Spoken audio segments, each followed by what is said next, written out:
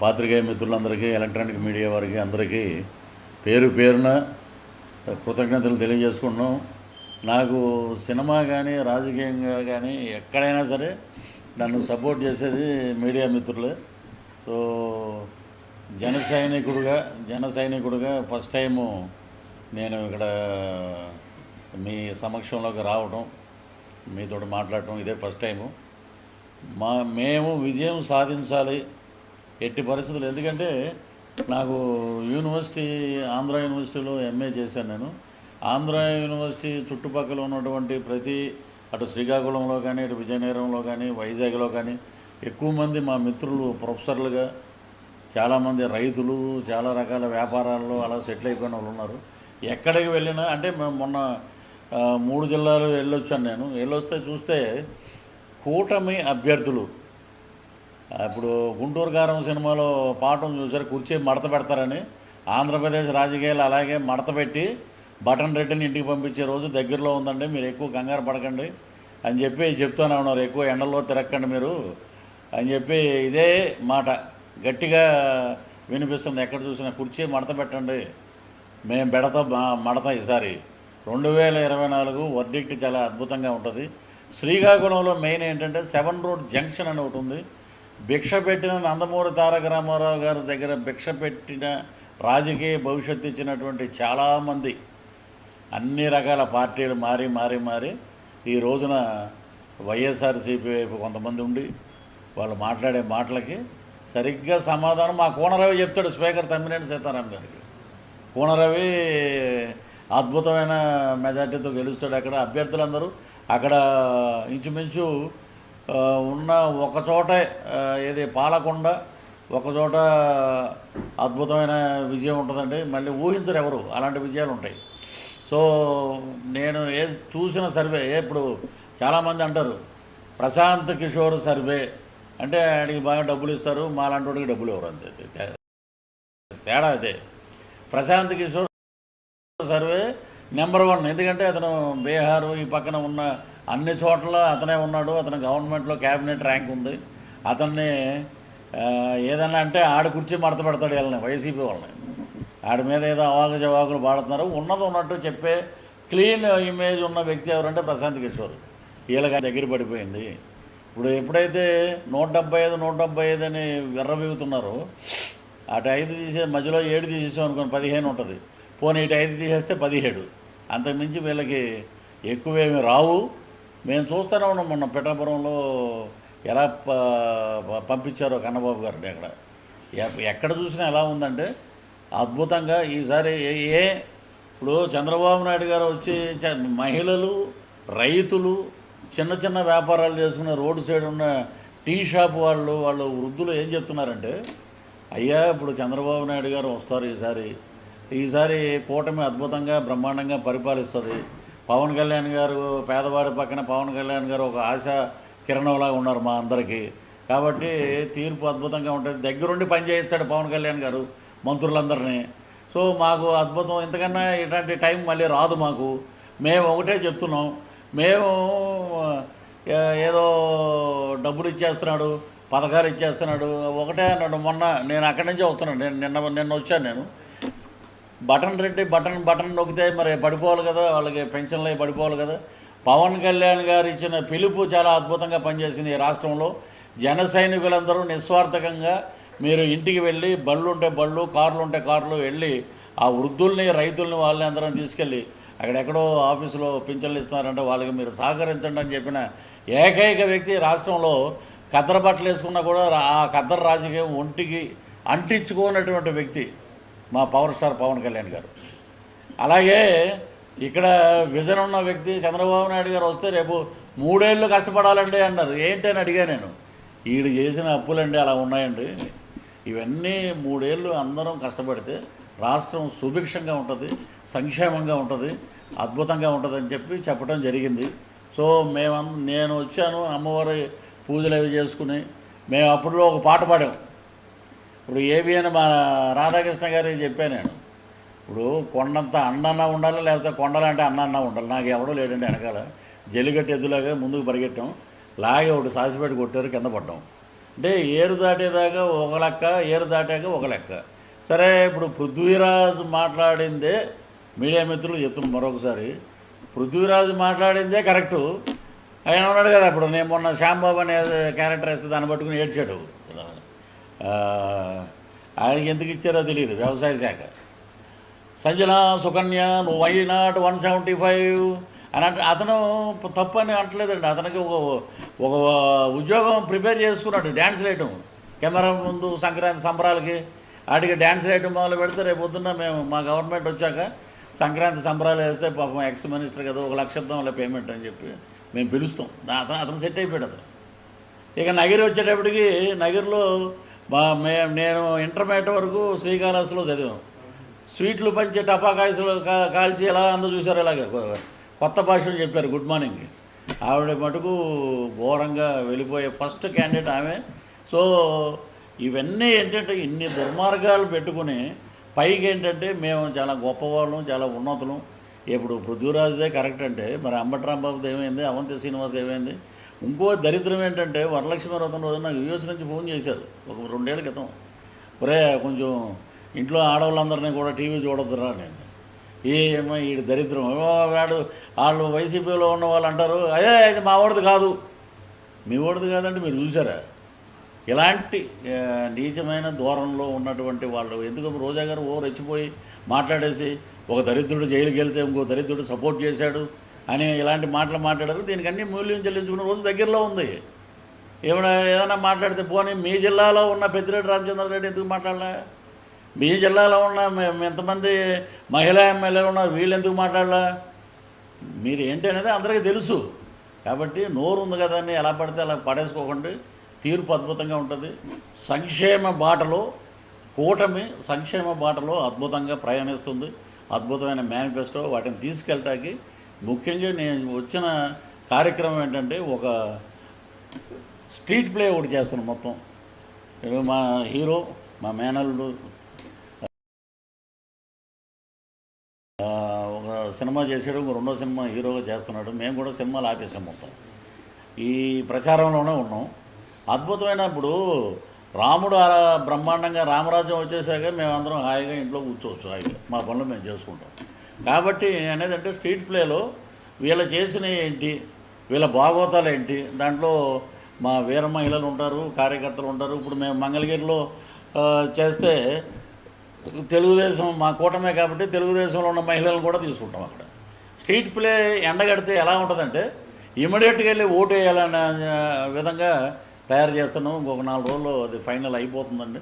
So మా ప్రచార committee chairman Bunny Vasu గారు మరి వారు కార్యక్రమాలు కూడా సరి చేస్తున్నారు. 18 నుంచి క్యాంపెయిన్ అన్నారు. మరి వారి అడుగుజాడలో మేమందరం తీసుకెళ్ళి అద్భుతమైన మా వంతు ఉడతా భక్తిగా ఒక జన సైనికుడిగా నేను జనసేనలో ఉన్నా. నేను పవన్ కళ్యాణ్ గారు నిజంగా మహానుభావుడు, దేవుడు. 1 to 1 మేము మాట్లాడినప్పుడు ఆయన అన్న మాట ఒకటే, మీరు ఏమి ఎక్స్పెక్ట్ చేస్తారు, నేను ఏమి ఎక్స్పెక్ట్ చేయట్లేదండి, మీ అడుగు పడితే మీ అడుగు వెనకాల నా అడుగు ఉండాలి. అద్భుతమైన వ్యక్తులు కలిశారు, అద్భుతంగా పరిపాలన ఉండాలి.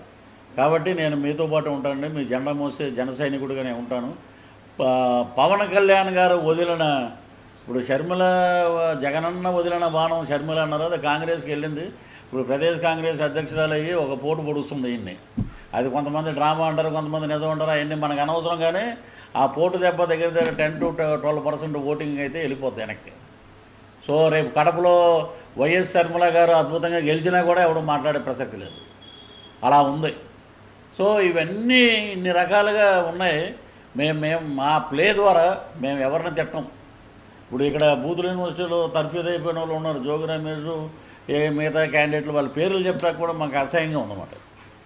వాళ్ళందరిలాగా ఉండదు మాదేంటంటే ప్రజారంజకంగా జనాల్ని రంజింపజేస్తూ మధ్య మధ్యలో చిన్న చిన్న సినిమాలు సంబంధించిన ఇవి, మా నాయకుల డైలాగులు, చంద్రబాబు గారు మాట్లాడింది, పవన్ కళ్యాణ్ గారు మాట్లాడింది, ఇవన్నీ దాంట్లో జోడించి మేము అద్భుతంగా రెడీ చేసాం. ఇంకొక 4 రోజులు రెడీ అయిపోయాక ఫస్ట్ మా బన్నీవాసు గారికి చెప్పి దాని ప్రకారంగా జనాల్లోకి తీసుకొస్తాం.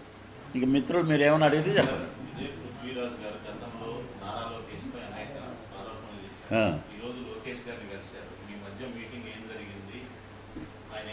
ఆయన నిజంగా ఏంటంటే అప్పుడు ఏంటంటే నేను చెప్పా ఏబిఎన్లో చిప్పు దొబ్బినప్పుడు ఎన్నో మాటలు మాట్లాడతాం మనం. చిప్పు కరెక్ట్గా ఉందనుకోండి అన్నీ కరెక్ట్గా ఉంటాయి.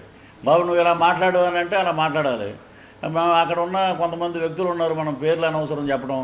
అన్న నువ్వు అపోజిషన్ అప్పటి నుంచి ఉన్నావు, ఇంకేముంది నువ్వు సినిమాటోగ్రఫీ మినిస్టర్, ఒరే మీకు దండం పెడతాను రా నిజమేనరా ఇదంతా అంటే, ఒరే నిజమన్నా నువ్వు అపోజిషన్లో ఉన్నావు మళ్ళీ రా అన్న నువ్వు అది ఇదని మళ్ళీ తీసుకొచ్చారు. మేమేం అడగలే, మాకు ఇమ్మనమని ఇచ్చారు. ఇచ్చిన ఎక్కడైనా సరే ఒక పిల్లోడు ఇవ్వడానికి 9 నెలలు పడుతుంది, 3వ నెలలోనే మాకు అబార్షన్ అయిపోయి బయటికి పంపించారు.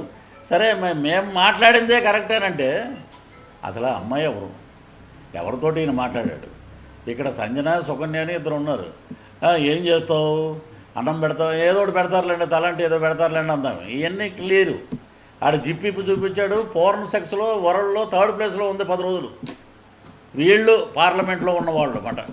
గోరంట్ల మాధవ్ గారు, ఆయన ఎక్కడ కనపట్లేదు. అప్పుడు ఇలాంటి వాళ్ళందరూ ఉండబట్టి రాజకీయంలో అప్పుడు మమ్మల్ని చూపించారు ఫోకస్గా. మీకు చూపించే రోజులు దగ్గరలో ఉన్నాయి, మీ చరిత్ర అంతా నా దగ్గర ఉంది. లోకేష్ బాబు దగ్గర ఉన్న ఒక డైరీ, రెడ్ డైరీ, నేను మొన్న కూడా ఒక మీటింగ్లో చెప్పా, పిఆర్ డైరీ అని ఉంది, పృథ్వీరాజ్ డైరీ. శ్రీకాకుళం నుంచి శ్రీకాళహస్తి వరకు మేము ప్రచారం చేసాం. మీరు ఏం దోచుకున్నారు, మీ నియోజకవర్గంలో నీ డబ్బులు ఎంత ఉండే అప్పుడు, ఇప్పుడు ఎంత ఉన్నాయి, దీనికి సమాధానం చెప్పరా నాయన, నువ్వు గెలిచినంత పని, నువ్వు దీనికి సమాధానం చెప్పు, ప్రజలకు సమాధానం చెప్పు. మేము అదే మాట్లాడతాం రేపు, మీ అవకతవకల మీదే మేము మాట్లాడతాం. ఇక లోకేష్ గారిది విషయం అంటే నిజంగా మేము ఏబిఎన్లోనే చెప్పాం, మీరు చూసారో లేదు, క్షమాపణ అడుగుతున్నాం చంద్రబాబు గారిని, లోకేష్ గారిని, వీళ్ళందరినీ. ఏదో నువ్వు ఎంతటోడు అనేటప్పుడు ఇంత అన్నాడు అంత అన్నాడు, గంగరాజు అనే పాట కూడా ఉంది మనకి. నేనేదో రెచ్చిపోయి మాట్లాడేసి తర్వాత నాకు కోవిడ్ వచ్చాక బెడ్ అడిగితే బెడ్ లేదన్నారు, 48 అవర్స్లో అబ్జర్వేషన్లో పెట్టాలన్నారు. అప్పుడు మెగా ఫ్యామిలీ నాగబాబు గారు పిలిచి నాకు బెడ్ ఇచ్చి, ఆ రకంగా నేను ఇంకా వద్దనుకున్నారు. ఇంట్లో వాళ్ళందరూ కూడా, మా వైఫ్ కానీ, చుట్టాలు కానీ, పిల్లలు కానీ వెంకటేశ్వర స్వామి ఫోటో మీద ఒట్టేయించి ఇమ్మీడియట్గా రాజీనామా చేస్తావా లేదా వైసీపీకి, రిజైన్ చేసేసి వద్దురానైనా ఈ దరిద్రం అన్నాక అప్పుడు ఆ చెప్పు పోయిందండి. ఫ్రెష్గా ఏబిఎన్కి వెళ్ళి నేను ఇంటర్వ్యూ చెప్పాను రాధాకృష్ణ గారు.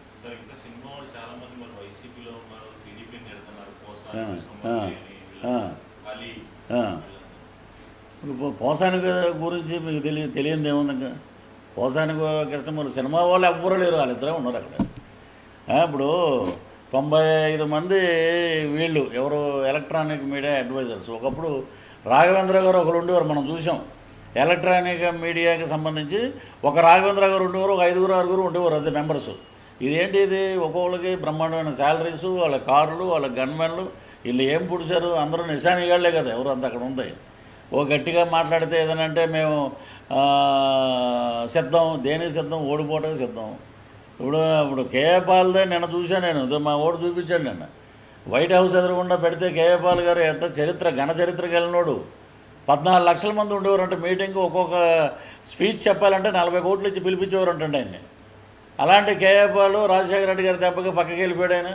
ఇప్పుడు ఈ దెబ్బకి చెప్తూనే ఉన్నాడు, నన్ను ఆశీర్వదించి నన్ను నా ఆశీస్సులు తీసుకోండి, మీకు పనికొస్తే నాశనం అయిపోతారని ఏ మాట అన్నాడు తాడేపల్లి. అదే జరుగుద్దండి. తీర్పు అయితే ప్రజలు రండి ఏకపక్షంగా కూటమిని గెలిపించడానికి. ఒకటి అనుకుందాం బ్రదర్, పవన్ కళ్యాణ్ గారు ఒక జడ్పీటీసీ మెంబర్ కాదు, వార్డు మెంబర్ కూడా కాదు. అలాంటి పవన్ కళ్యాణ్ గారు ఈ రోజున నరేంద్ర మోదీ గారిని నరసరావుపేట తీసుకొచ్చిన ఘనత ఎవరిదంటే మా జనసేన అధ్యక్షుడికి. ఏ ఎమ్మెల్యే పదవి కూడా కాదైంది. మరి ఆయన నీతి నిజాయితీ, గ్లాసు చెప్పారు డైలాగ్ కూడా, గ్లాసు పగిలే కొలితే పదునెక్కుద్దని. ఇప్పుడు 2024 ఇప్పుడు మేము 2 చోట్లకి వెళ్ళాలంటే కొంచెం కష్టం. అయినా సరే నగరికి వెళ్ళి మేము స్వీట్లు పంచి టపాకాయలు కాలుస్తాం. ఫస్ట్ ఓటం అక్కడ, తర్వాత ఇక్కడ క్యాంప్ ఆఫీస్ దగ్గర బ్రహ్మాండంగా మేము తాడేపల్లి క్యాంప్ ఆఫీస్ దగ్గర ఎప్పుడైతే అక్కడ కాలుస్తాం. ఒకటేనండి, తిరుపతిలో జనం బయటకు వచ్చి, పృథ్వీ గారు మీరు ఎందుకంటే మీరు ఇబ్బంది పడుతున్నారు, మీరు ఇక్కడంతా ఉండేదంతా ఎదవలే, ఈ ఎదవల వల్లే కదా మేము తిరుమలకు కూడా వెళ్ళలేకపోతున్నాం. మళ్ళీ 5 ఏళ్ళ తర్వాత నిజంగా అండి ఆ విషయం నేను ఒప్పుకుంటా. చంద్రబాబు నాయుడు గారు ఉన్నప్పుడు ఆయన ఈవో కింద శ్రీనివాసరాజు గారు ఉండేవారు. ఒక నామం గేమం పెట్టుకుని అద్భుతంగా పనిచేశాడు 7 ఏళ్ళు ఆయన. అద్భుతంగా ఉండేది తిరుమల. కనుమూరి బాపిరాజు గారు వీళ్ళంతా వీళ్ళు వచ్చిన కాడి నుంచి ఏంటంటే ఏమయ్యా ఏంటి ఒరే నాయన మాకు 55 వచ్చినాయి, మీరేమో 60 ఉంటారేమో, మీ దగ్గర మేము సార్ కాలు దండం పట్టేటువంటి పెడతాం మేము. కానీ అహంకారం, అధికార మదం ఇవన్నీ తొంగలో దొక్కుతారండి ప్రజలు. 2024 అద్భుతంగా ఉంటుంది. ఇక్కడ లోకేష్ గారిని కలవడానికి వచ్చి చెప్పాం, బాబు అప్పుడు పాట పాడినందుకు మీరేమన్నా అనుకున్నారా? నేను ఒకసారి నాన్నగారికి కూడా చెప్పాలి, టీవీ ముఖంగా చెప్పాను. పర్సనల్గా కలిసి మరి ఎలక్షన్ ప్రచారానికి వెళ్తున్నాం, మాట్లాడితే అప్పుడు అదే చిన్నవాడివి నువ్వు, అద్భుతంగా బ్రహ్మాండంగా మీ ప్రచారాలన్నీ అద్భుతంగా ఉన్నాయి కాబట్టి వచ్చి నేను చెప్పుకోవాల్సిన అన్న అదేంటన్నా భలే వాళ్ళు అన్న మీరు చిచ్చి అలాంటి రాజకీయం వేరు, అద్భుతంగా పనిచేయండి అన్నారు. నిజంగా చాలా గొప్ప మనసు గల వ్యక్తి. అది సార్ ఇంకేమైనా ఉన్నాయా అడగటానికి? అదే అండి చెప్తున్నారు అన్న, జాగ్రత్తగా ఎండలు ఆరోగ్యం గురించి కూడా చెప్తున్నారు ఆయన. ఎండాకాలం చాలా జాగ్రత్తగా ఉండండి అన్న, ఇలాగ ప్రచారం చేసేటప్పుడు మన వాళ్ళు బయట వాళ్ళు ఎవరో మనం గుర్తుపట్టలేము, ఆ జనాల్లో ఈ దరిద్రులు చాలా రకాలుగా ఉంటారు కాబట్టి జాగ్రత్తగా మన ఉమ్మడి మేనిఫెస్టోని ముందుకు తీసుకెళ్ళి అద్భుతంగా మీరు మాట్లాడండి అని చెప్పడం జరిగింది. పవన్ కళ్యాణ్ గారు ప్రచారం చేస్తున్న సందర్భంలో పిఠాపురంలో కానీ కొందరు నీళ్లతో ఇలాంటివి చూశారు. నిజమేనండి అది. ఎందుకంటే పాపం పట్టుకుని ఏలాడుతూ ఉంటారు సెక్యూరిటీ వాళ్ళు. దాంట్లో మీరు సర్దార్జీలు ఉన్నారు, మనం బయట నుంచి వచ్చిన వాళ్ళు ఉన్నారు, చాలామంది రిటైర్డ్ పోలీసు వాళ్ళు ఉన్నారు. అందరూ వాళ్ళు ఏముంది నిలబడి ఉంటున్నప్పుడు వాడు ఏముంది ఇలా బట్టి ఇలా గీసేయటమే కదా, దాంతో వాళ్ళకి కూడా కొంచెం ఇబ్బందికరమైనటువంటి పరిస్థితులు. ఎన్ని రకాలుగా చేసినా కూడా పిఠాపురం ఇప్పుడు ఏం చేశాడంటే పవన్ కళ్యాణ్ ఏమైనా మీలాగే ఏమైనా దోచుకున్నాడు? దోచుకోలేదు కదా. ఏంటంటే 3 చోట్ల 3 పెళ్ళిళ్ళు చేసుకున్నాడు, 2 చోట్ల ఓడిపోయాడు. మీకు 3 పెళ్ళిళ్ళు చేసుకుంటే మీకెందుకు? ఆయన వ్యక్తిగత జీవితం గురించి మనం మాట్లాడవలసిన అవసరం లేదు. అలాగే మనం తీసుకుంటేనంటే ఒకప్పుడు చరిత్రలో మనవి కూడా చాలా ఉన్నాయి, మనవి చాలా ఉన్నాయి. అవన్నీ బయట పెట్టకుండా మనం ఎదటోడి గురించి మాట్లాడటం అనేది తప్పు. అది సో పవన్ కళ్యాణ్ గారు అసెంబ్లీకి వస్తే మీ బతుకులు బయటపడతాయని భయం. అసెంబ్లీ గేట్ దాటనివ్వు అంటాడు ఒకడు, లోపలికి వస్తే మేము లోపలికే రానివ్వు అంటాడు, అసలు పిఠాపురం నుంచే గెలవనివ్వు అంటారు. నేను పుట్టింది పెరిగింది సొల్లంగి, కాకినాడ రూరల్. ఈసారి చూడండి కుర్చీ మడతట్టడమే. పవన్ కళ్యాణ్ గారు వస్తారు, అటు చంద్రబాబు నాయుడు గారు వస్తారు, అసెంబ్లీ దద్దరెళ్ళిపోతండి. మేము అనుకుంది ఏంటంటే పుచ్చలపల్లి సుందరయ్య గారు అద్భుతమైన బ్రహ్మాండమైన నాయకులు, ఇంకా పెద్ద పెద్ద వాళ్ళు నిరాడంబరంగా అసెంబ్లీకి వచ్చి కద్దర బట్టలతో వచ్చారు. అలాగే మా పవర్ స్టార్ అడుగు పెడతాడు.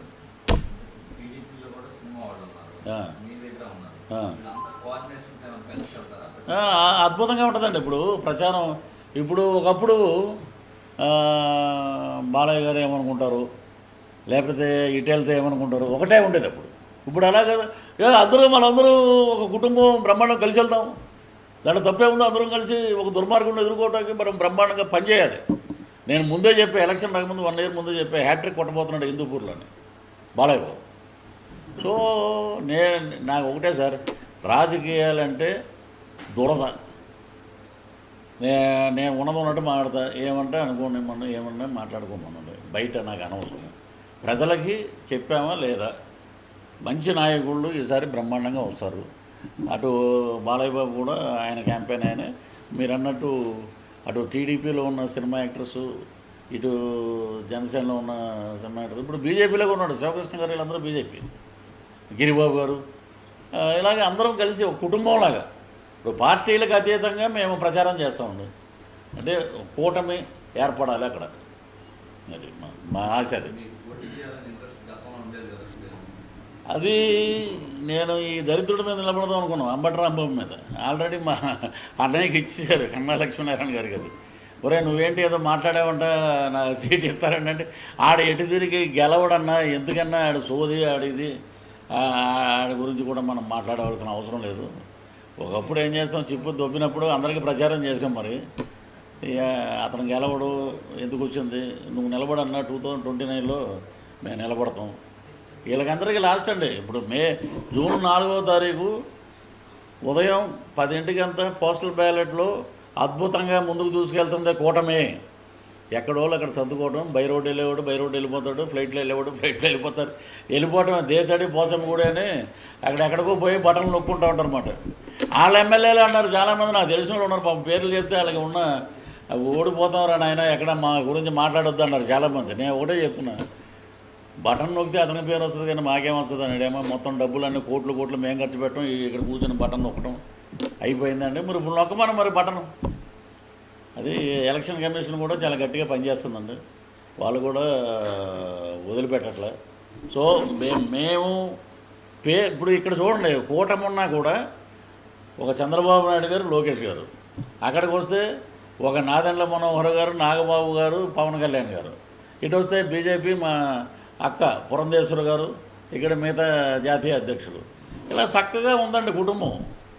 వీళ్ళు ఎవరండి, ఒకటి మాతో రెడ్డి నేను ఇది ఎవరికి, నువ్వు ఇప్పుడు అందరూ రెడ్లు వేస్తేనే గెలిచారు, వీళ్ళు అన్ని జాతుల వాళ్ళు వేస్తేనే గెలిచారు. ఇలాంటివి పెడతారన్నమాట ఇవి. సరే ఇక దగ్గర ఉంది. ముందు ఒక చిన్నది మీడియా మిత్రులు ఒకటి గమనించండి, మీరు ఆయన హావభావాలు మీరు చూసే ఉంటారు. చిరంజీవి గారు మా అన్నయ్య వెళ్ళి ఏమంటే సినిమా ఇండస్ట్రీ గురించి మీరు తల్లి లాంటి స్థానంలో ఉన్నారు, మీరు కొంచెం ఇదంటే అప్పటి వరకు రానేటువంటి రిలే ఆ రోజు పెట్టారు. ఇలాగ ఆయన వెనక్కి ఇలా కూర్చొని ఇలా చేతులు కట్టుకుని ఇలా ఊపుతూ మీరు అందరూ వచ్చారు నా దగ్గరికి అన్న బిహేవ్ ఇచ్చాడు. అవి మాకు నచ్చల. ఇవన్నీ వీటికన్నిటికీ సమాధానం ప్రకృతి సమాధానం చెప్పొద్దు, ప్రజల సమాధానం చెప్తారు. 2024 జై జనసేన, జై టీడీపీ, జై బీజేపీ. అంతేనండి, తెలుస్తుంది కదా అది. నువ్వు ఇన్ని ప్రెస్ మీట్లు పెట్టావు, ఇన్ని ఇది పెట్టావు, మరి ఏ రోజు లైవ్లు పెట్టలేదు? మీ ఆఫీసులో క్యాంప్ ఆఫీసులో కూర్చొని పెట్టారు మీరు. అదే మరి ఒక పెద్ద మనిషికి ఆయన కూడా పెద్ద లైట్గా తీసుకున్నాడు. ఆయన ఇటువంటివన్నీ చూసి వదిలేశాడండి. ఇవన్నీ పెద్ద పట్టించుకోడు. ఆయన ఆత్మాభిమానం గలవాడు, ఎదటోడి గురించి పరుష పదజాలం కూడా వాడ్డు ఆయన. That is a megastar Chiranjeevi. So వాడాలంటే ఇప్పుడు ఈ రాజకీయానికి పనికొచ్చే వ్యక్తి ఎవరంటే మా పవన్ కళ్యాణ్ గారు. వామనుడు పెట్టినట్టు కాలు పెట్టి తొక్కుతాడు చూడండి పాతాళానికి. జనాలకి అర్థమైంది, నాయకులకు అర్థం కావట్లా. నాయకులు కూడా తెలుసుకునే రోజు దగ్గరలో ఉందండి. ఇంకెంత మహా అంటే ఇప్పుడే మేము లెక్క పెట్టాం, కౌంట్ డౌన్ స్టార్ట్ అవుతుంది. జూన్ 4 అంతే. అప్పుడు కరెక్ట్గా మేము మంగళగిరి క్యాంప్ ఆఫీస్ దగ్గరను రోజా ఊరికి వెళ్ళాలి. పొద్దున్న ఇక్కడ చేసి సాయంత్రం అటు వెళ్తాం నగిరి. ఏమండి అది తప్పు కాదండి. ఇప్పుడు చంద్రబాబు నాయుడు గారు మీరు ఒక ముఖ్యమంత్రి 14 ఏళ్ళు ముఖ్యమంత్రి చేశాడు ఆయన. చిరంజీవి గారి ఇంటికి మినిస్టర్ అయి వస్తే నేను బోలాశంకర్ ప్యాచ్ వరకు జరుగుతున్నప్పుడు అన్నయ్య ఏంటి అని అడిగితే వాళ్ళ విజ్ఞతగా వదిలేసాం మనం. ఆయన ఇంటికి పిలిచి బట్టలు పెట్టి భోజనం పెట్టి వాళ్ళని గౌరవించి పంపించారు మినిస్టర్ అయ్యి. వాళ్ళ విజ్ఞతగా వదిలేసాం, మనకెందుకు లేరు పోనండి, వాళ్ళ కర్మ వాళ్ళు. అది హృదయం. ఈమె వచ్చేసి ఒక దరిద్రుడు జైలుకి వెళ్తే ఒక దరిద్రుడు సపోర్ట్ చేసి ఎంత తప్పండి అది. అంటే నీకు నోరు ఉంది కదని చెప్పి ఏది పడితే మనది. తిరుమలలో పైన కొండ దగ్గర రాజకీయాలు మాట్లాడతారు ఉంటారు, దరిద్రమైన మాట్లాడినా అక్కడే మాట్లాడతారు వీళ్ళు. మరి అవి కట్ చేయరు. ఉన్నాయిలండి, చాలా బాగున్నాయి. మా దగ్గర బ్రౌన్ డైరీ ఉంది, పృథ్వీరాజ్ డైరీ. ఆ డైరీలో భాగవతాలన్నీ నేను రేపు ప్రచారం మొదలుపెట్టినప్పటి నుంచి రోజుకి ఒకటి వదులుతూ ఉంటాను. ఏది నేను ఎప్పుడు బయటకు వచ్చినప్పుడే రాశాను 2020లో. ఎప్పుడు ఇప్పుడు ఈడు అడుగు తినేవాడు, వీడికి ఎన్ని వేల కోట్లు ఎక్కడి నుంచి వచ్చినాయి, వీడి చరిత్ర ఏంటి, వీడు తాగే బాటిల్స్ ఏంటి.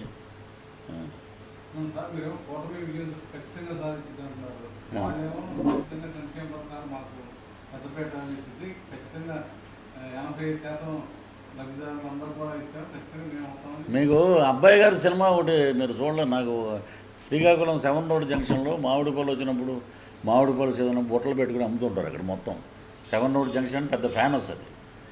వాళ్ళు ఏమన్నారంటే అలాది ఏటి బాబు పృథ్వీ గారు ఎక్కడ ఇస్తున్నాడు, ఇలా ఇస్తున్నట్టే తీసుకుపోతున్నాడు. అది దాంట్లో అబ్బాయి గారిలో మల్లికార్జునరావు వచ్చి నూతన ప్రసాద్ గారికి ఏదో చెక్ చేస్తుంటాడు.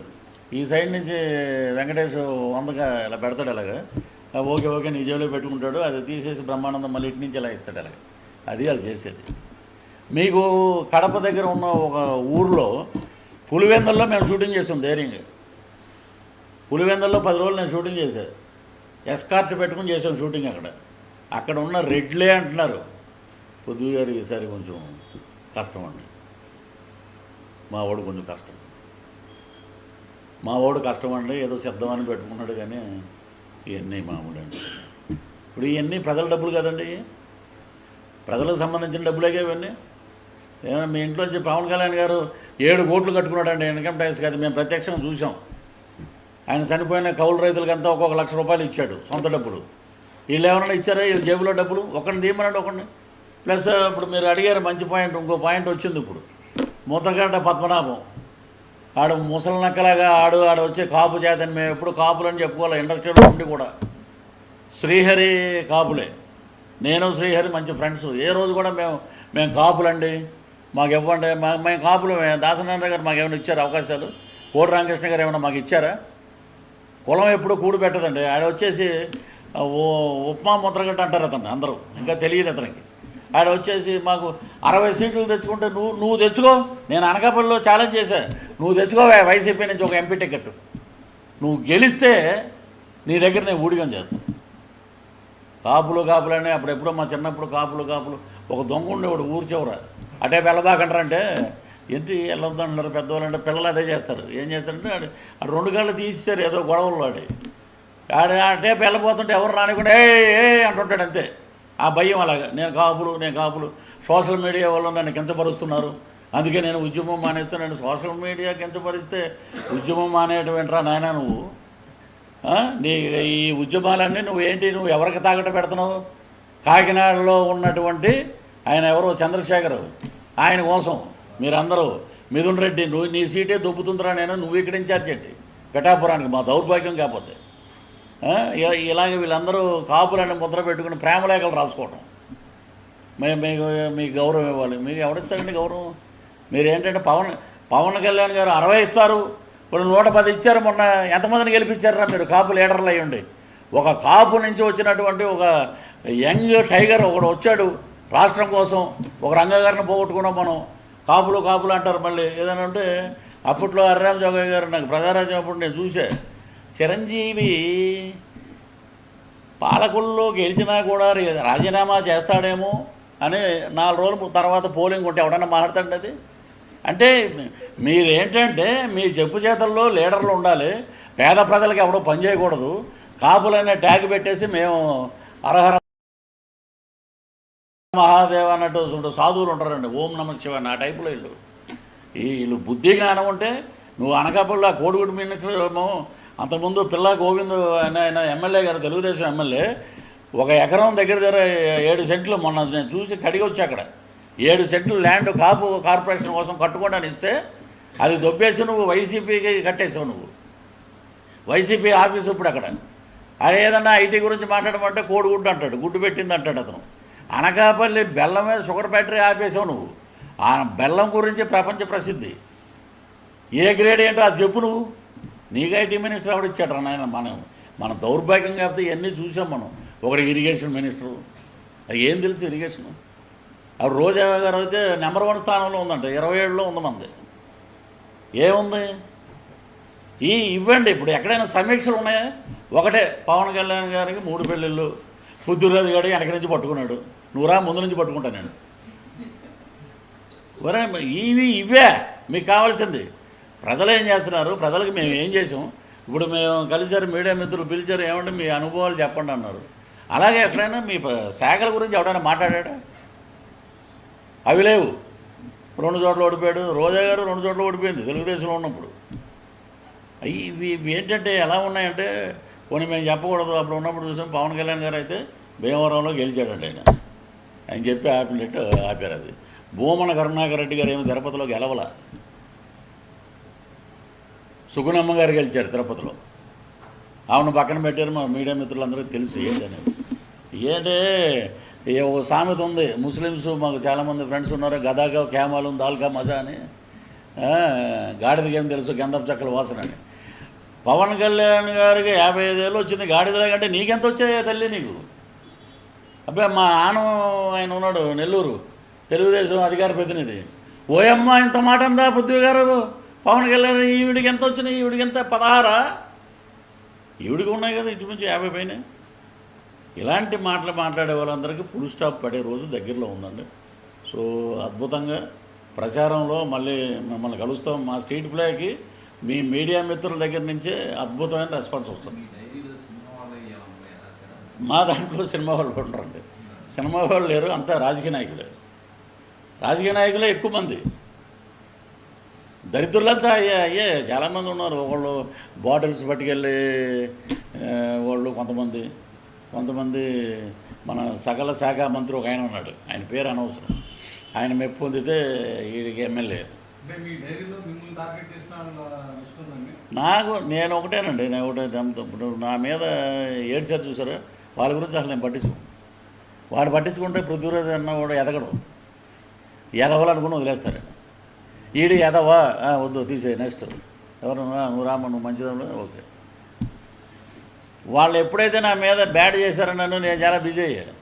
నేను ఒక సినిమా డైరెక్షన్ చేశాను, మొన్న జనవరి 20న రిలీజ్ అయింది. ఇప్పుడు తమిళ్లో నేను రజనీకాంత్ గారి సినిమా చేస్తున్నాను, ఇంకో సినిమా చేస్తున్నాను, గేమ్ చేంజర్లో అద్భుతమైన క్యారెక్టర్ చేస్తున్నాం శంకర్ గారిది.